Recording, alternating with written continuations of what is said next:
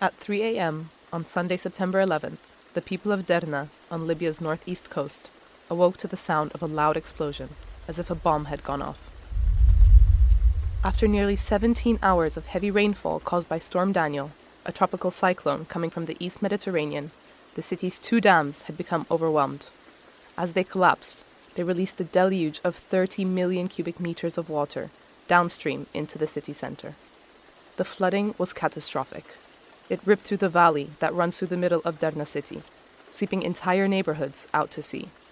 The residents of Derna, sheltering in their homes from the pounding rain, didn't stand a chance. Overnight, 25% of the city washed away. At least 11,300 were killed by the devastating floods in Derna and the surrounding area.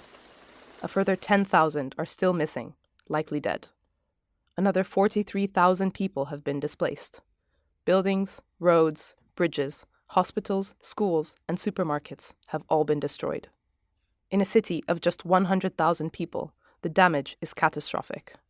This week, what made the Derna flooding so deadly? Why were the warnings of the dam's fragility ignored for so long? And how prepared is Libya and the rest of the region to deal with the impacts of climate change? I'm Nadine Talat, and you're listening to The New Arab Voice.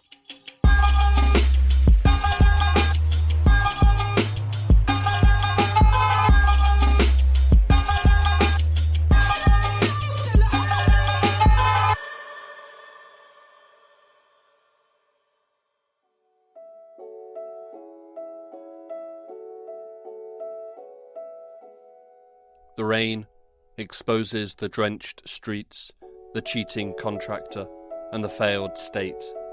It washes everything, bird wings and cat's fur, reminds the poor of their fragile roofs and ragged clothes. It awakens the valleys, shakes off their yawning dust and dry crusts. The rain, a sign of goodness, a promise of help, an alarm bell.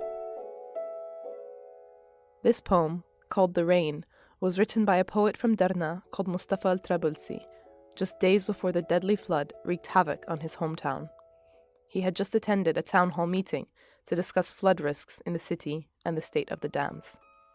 Mustafa died in the floods he wrote about. In the aftermath of the disaster, his poem foreshadowing the catastrophe went viral. In the days that followed, the world slowly came to terms with the scale of the destruction in Libya and how it happened. It became clear that this couldn't be blamed on climate change alone. The story of how Derna was left to drown is one of a collision between extreme environmental events and rampant negligence and corruption, one that was decades in the making and intertwined with the story of the city itself. We see Derna as its people as a different city, as a special city. We see it as one place in the whole world, one place that you wouldn't find any place like it in the world. We see it for real as a diamond in the Libyan crown. We see it as a pearl in the Libyan sea. We see it as a waterfall in the Libyan mountain. We know that our city is not like any other city. This is Jawher Ali, a Libyan journalist from the city of Derna who now lives in exile in Istanbul. His family survived the flooding, but his community is lost. Historically, Derna has been a cultural and intellectual hub in Libya, home to poets, artists, and thinkers. The city also has a tangible rebellious spirit. In 2011, Derna was one of the first cities in the country to protest against former Libyan dictator Muammar Gaddafi, who had ruled for 42 years. It became a cradle of the opposition during the revolution. After the fall of Gaddafi, Derna's security situation deteriorated, and the city was eventually overtaken by violent militant groups, including the Islamic State. In 2017, under the guise of fighting terrorism, warlord Khalifa Haftar and his Libyan National Army launched a siege on Derna to consolidate his power in eastern Libya, and after a long and destructive military campaign, eventually conquered the city. I mean, Libya is a country whose kind of political elite's legitimacy has long expired, but their existence has sort of been buttressed by a hodgepodge of quasi-constitutional agreements forged in foreign capitals. They've consistently mostly maneuvered to basically extend their political shelf life, all while basically entirely deprioritizing any effort towards actually governing. This is Imad ad-Din Badi, a Libyan researcher and a non-resident senior fellow with the Middle East programs at the Atlantic Council. The current iteration of the political landscape consists essentially of two governments, with a prime minister in Tripoli, Abdelhamid Dbeiba, and a sort of puppet government based in the eastern city of Benghazi. You have also rump iterations of parliaments that were elected respectively in 2012 and 2014. These are the High State Council and the House of Representatives. And you have a myriad of security actors or armed groups. So a fragmented security landscape in Western Libya with multiple militias that lack any meaningful oversight, and a sort of self-labeled army in Eastern Libya that functions a lot more like a family-run criminal syndicate overseen by Khalifa Haftar and his sons.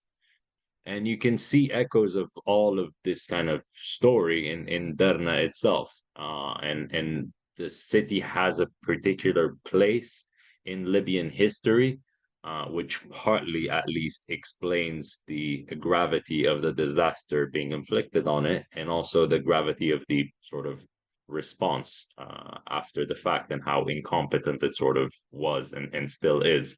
Jawhar Ali again. This kind of representation of the rebellious spirit and the revolution ideology always caused the city to have that complex relationship that we talked about with the system and with the ruling people, let me say. Different kind of ruling people, from Gaddafi to different governments coming in and out of Libya until now, where the city of Derna is ruled by the LNA, led by Khalifa Haftar. On the morning of the 11th of September, the decades of political conflict, marginalization, and neglect that Derna had faced would result in one of the deadliest floods in modern history. But this was not for lack of prediction or warning. When we talk about, for instance, extreme weather events such as storms, those are predicted, and it was already known beforehand that this storm was finding its way to Libya and it was going to hit Libya. So the prediction of or anticipation of that storm was already known, but the issue at that time is that authorities ignored it and they waited until the last minute. This is Malak El-Taib, a Libyan environmental researcher and non-resident fellow at the Middle East Institute in Washington. By the time it reached Libya, Storm Daniel had already caused heavy rainfall and flooding in Greece and Turkey. International weather observatories warned Libyan authorities of the danger the storm posed. In response, authorities in eastern Libya imposed a curfew on several cities, including Derna. The storm was expected to mostly hit Benghazi, about 250 kilometers west of Derna, but in the end, Benghazi was largely spared. The day before the dams collapsed, all of the people of Derna heard about Storm Daniel. We heard that a storm is coming and its center would not be in Derna. Its center would be in the southern part of Derna, but the city might be affected not by the dams.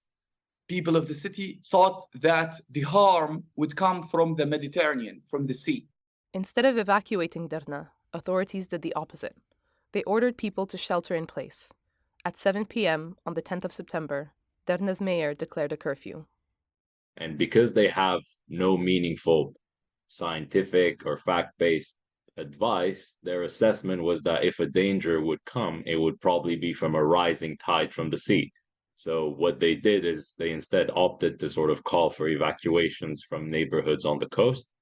And many of those people that evacuated from coastal neighborhoods went to relatives in the downtown area of Derna. And as a result, they perished in the flood because that was the most severely affected area.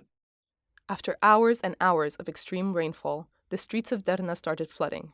Rapidly rising water levels started to trap residents in their homes. As midnight approached, desperate calls to emergency authorities poured in, but residents were told to stay home and remain calm. By the time Derna was finally declared a disaster zone, it was far too late. Only at 1:30 a.m. on the 11th were rescue workers dispatched to save those now drowning in their homes.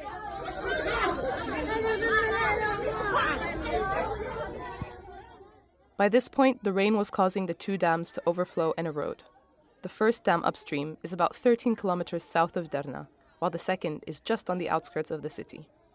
Around 3 a.m., residents heard a large bang. The first dam collapsed, releasing 1.5 million cubic meters of water.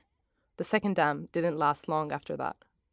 The torrent that gushed downhill through the central valley of Derna was several stories high, washing away everything in its path.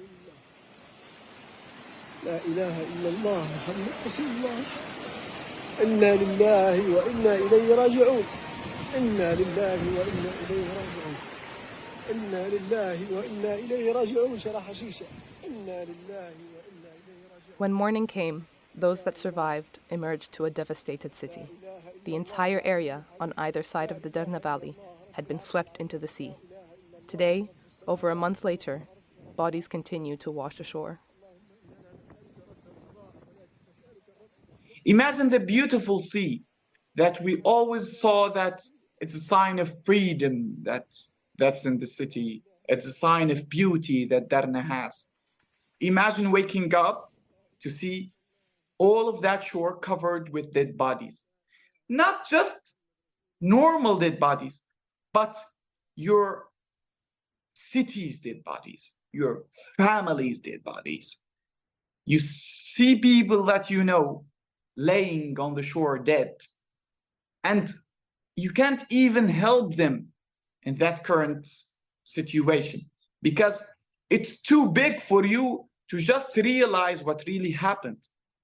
The kind of disaster that happened, the kind of metaphor that people in Derna use to describe that night as doomsday, it's real.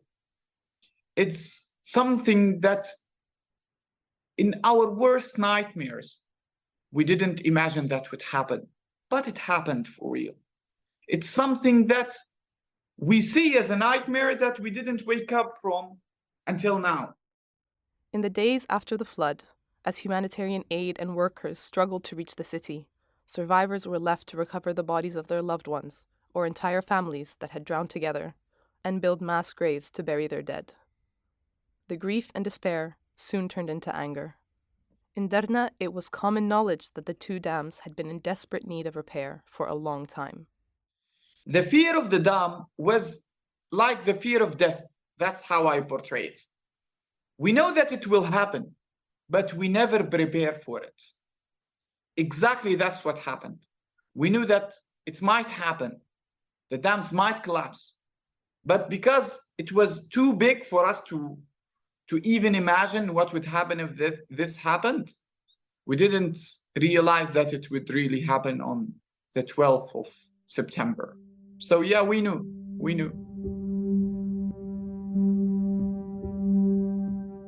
The two dams sat on the Wadi Derna River that runs from Libya's inland mountains through the city and into the Mediterranean Sea. They were constructed in 1978 by a Yugoslavian construction company to regulate the flow of water.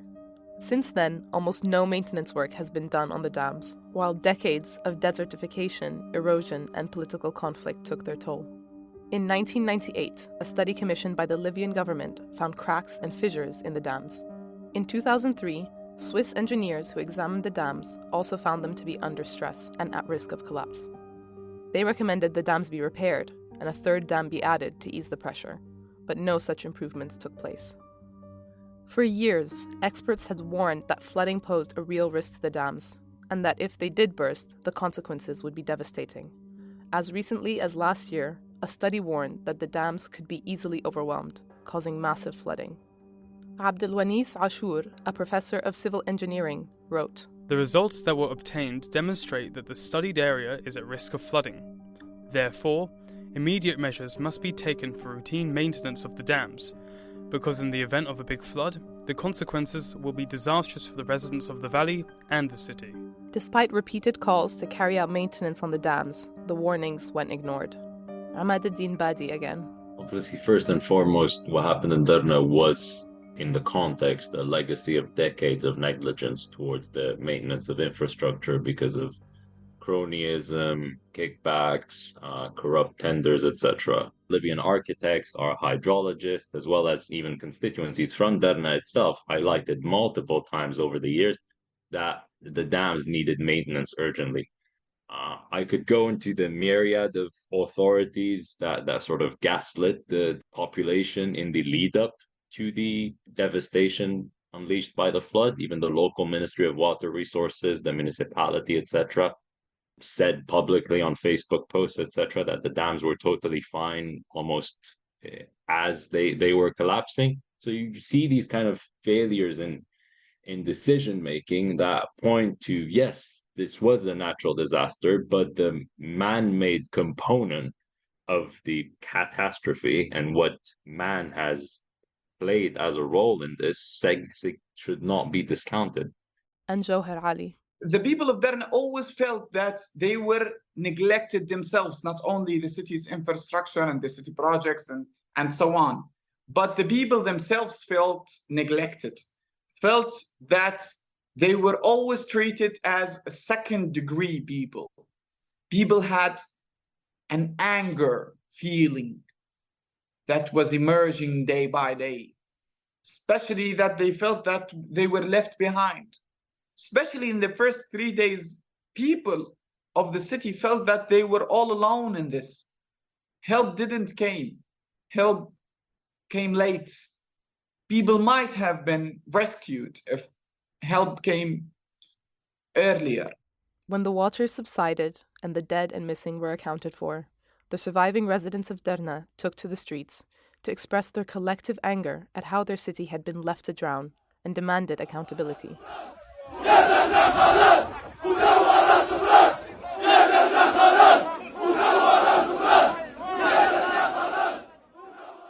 Hundreds of protesters demonstrated in the city center, calling on those responsible to resign.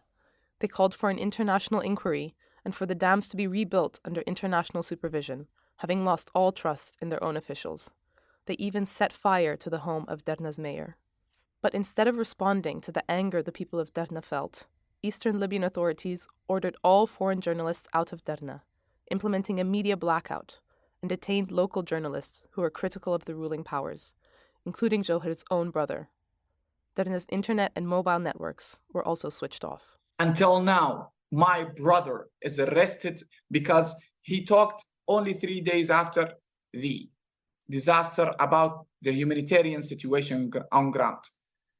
Although he said nothing against the regime and the military troops and the security teams and so on, but they refused for a voice of the people themselves to get out of the city. Unless you are working with them, you will not be allowed to talk, even to express your feelings. So the city is not only dead, the city is still dying day by day by the kind of treatment that it had.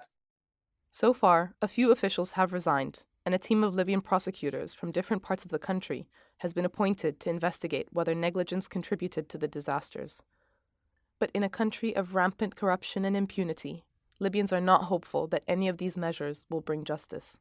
But what's slowly now being sort of reestablished in Derna is an ecosystem of contempt and repression for and towards the citizens. So there are now valid concerns in the city that the authorities, whether they be Eastern or Western, will prioritize pilfering over reconstruction. There are make-believe efforts by the Attorney General's office and by other kind of legal authorities to appease the public, with a few publicized arrests here and there. But the hopes for accountability are unfortunately dim. In an ideal world, the response needs to be a bit commensurate with the scale of the tragedy. And the way to really bring about restitution and justice is to respond to what actually people have called for in the wake of the flood and the protests that you mentioned. So launch an international investigation into what happened, have international companies oversee and manage the reconstruction and its funding, see the political elite out, ideally through the political process, and expedite all this while giving people alternatives in the medium term.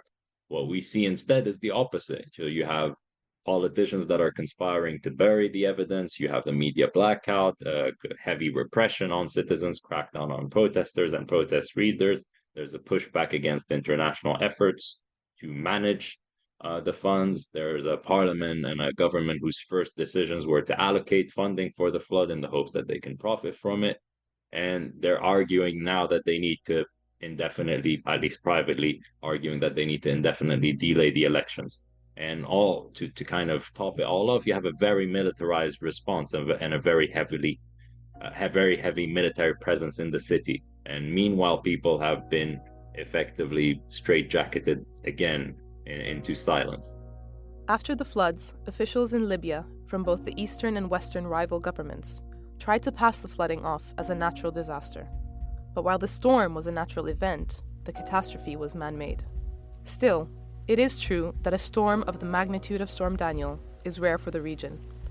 In the span of just 24 hours, more than 400 millimeters of rainfall fell on the northeast coastal region. This is an area that typically gets just 1.5 millimeters of rain for the entire month of September. Climate experts have estimated that this type of storm only occurs once every 300 to 600 years. But according to a report by the network of scientists World Weather Attribution, an event as extreme as the flooding in Derna has become 50 times more likely and 50% more intense due to the effects of climate change, particularly from rising water temperatures. Environmental researcher Malak al-Ta'ib again. What we saw from the event is that climate change impact exceeds limits and exceeds what we already understand of the climate nature of specific regions, especially when we talk about the North African region and the climate that is known within this area. When we talk about climate change, the impact is linked to the increased temperature in the Mediterranean Sea. So what we're seeing now, due to the impact of climate change, we're seeing a high level of global warming and so on. So the temperature of the Mediterranean Sea has been increasing as well. So it's not only the temperatures that we have on land, but also the temperatures transfer to the sea as well. So what happened is that the storm that resulted in Greece, which was caused by a strong low pressure system, it caused the flooding in Greece, but then it moved to the southern area into the Mediterranean, and it eventually evolved into a cyclone, which is considered a Mediterranean tropical-like storm. And that's linked to the increased temperatures of the Mediterranean due to climate change. Because of this abnormal increase within the Mediterranean, it supercharged as a result Storm Daniel, and when it hit Libya, it intensified the rainfall caused by it. So the warmer the water is, the more it would fuel storms and intensify rainfall, and that's why the results that we saw due to Storm Daniel was quite heavy, and that's why there is a direct link with climate change. And this year, the month of July was the hottest month on record worldwide. July was followed by the hottest August and hottest September ever. And the Mediterranean heat is even more severe, with the region warming 20% faster than the rest of the world. This year, with scorching heat waves, the Mediterranean basin was 2 to 3 degrees Celsius hotter than usual. In July, the UN Secretary General Antonio Guterres said, "All this is entirely consistent with predictions and repeated warnings. The only surprise is the speed of the change.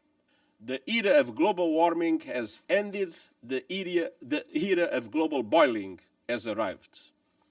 The air is unbreathable, the heat is unbearable, and the level of fossil fuel profits and climate inaction is unacceptable."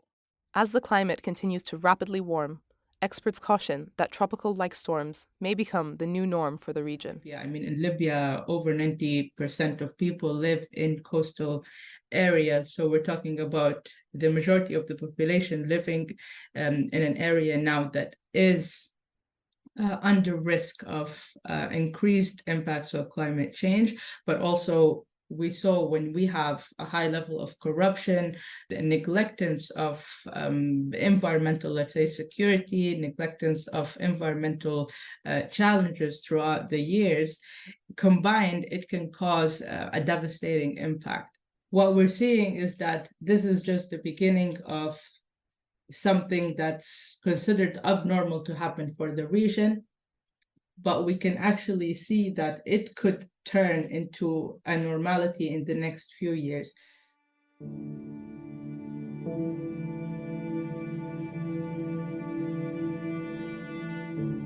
Derna is emblematic of the confluence of issues that affect much of the wider Middle East and North Africa region. Political divisions and conflict, infrastructural decay, corruption, and economic negligence.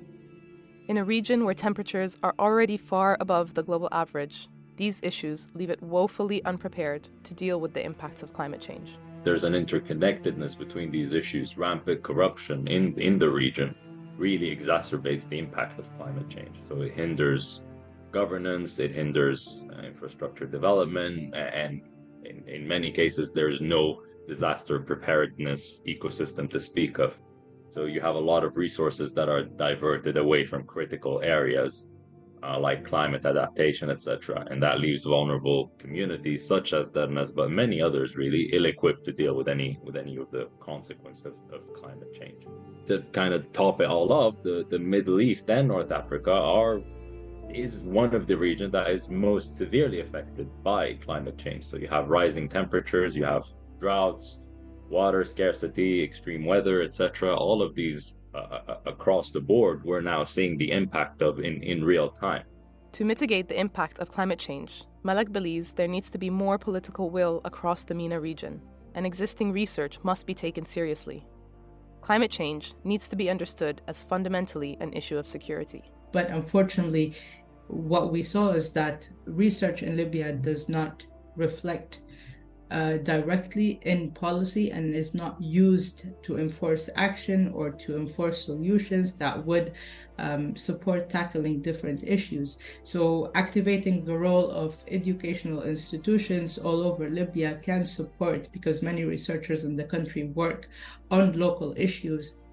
So it's important to understand and provide or bridging the connection between educational institutions, research institutions, and also governmental bodies, be it on the ministry level, but also on the municipality levels, to ensure that those research results are used effectively on the ground. But also it's important to ensure that there is a mediator that would push for environmental challenges and climate change to be prioritized in the policy agenda. So for the region, the impact could increase to be more devastating with the next few years if those issues are not handled effectively, if environmental challenges or climate change specifically is not addressed as part of a climate security lens. I mean, until now for the MENA region, we're not seeing a consideration of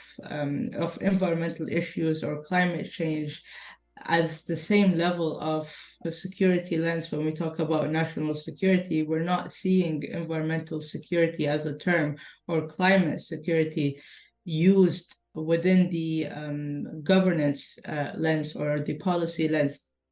And for the region, it's important for the next, let's say, short or long-term foresight or prediction that climate security and environmental security as terms and concepts must be adopted within the governance systems, but also implemented within the community level. For now, Derna's residents are still reeling from an unimaginable tragedy. The flood itself was only the start of the disaster. Survivors now face the threat of water contamination and the spread of waterborne diseases. Unexploded landmines may have been displaced and unearthed by the currents, and the massive humanitarian effort needed has been hampered by the country's political division. Today, with thousands still missing, the search for bodies continues.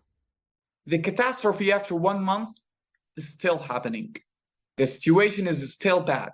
Every time I communicate with someone on ground, she says the situation is getting even worse day by day. We lost schools, we lost banks, we lost roads, we lost bridges. We lost the heart of the city. So right now, the city is still not awake from the disaster that happened, and we are still living the suffer that we lived that day until now. I believe demanding accountability is legit, of course, is something that we shouldn't be silent about. Maybe realistically, justice in our life might not happen, but that doesn't mean at all that we should stop talking about that. I believe even talking about the real situation happening, describing it as it is, telling the truth, speaking out loud, uncovering and unfolding what's really happening is a kind of justice that we can acquire for ourselves. That's why I always encourage people to tell stories, to say that what happened has happened, to never stop talking about Derna. That's a kind of justice that we can acquire today. The kind of justice that we look for in our life is seeing people who had hand in this, corrupted people, corrupted officials, being held accountable. Derna is the story of all of us. It's the story of humanity somehow. The kind of suffer that we are dealing with is a kind of suffer that you can see anywhere in the world. The kind of justice that we look for is the kind of justice that you would look for anywhere in the world. We are part of this world. We represent what's happening. We are still demanding our rights. We are still believing that we have a voice.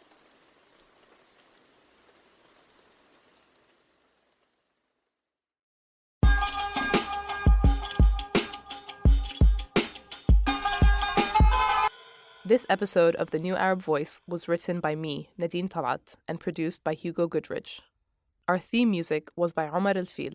The New Arab Voice is taking a short break, but we'll be back on October 27th. Until then, you can find all our previous episodes on all major podcast platforms. You can also check out our Instagram page and Twitter account, both at The New Arab Voice, for additional content. We also have a weekly newsletter which you can sign up for. Find the link in the show notes.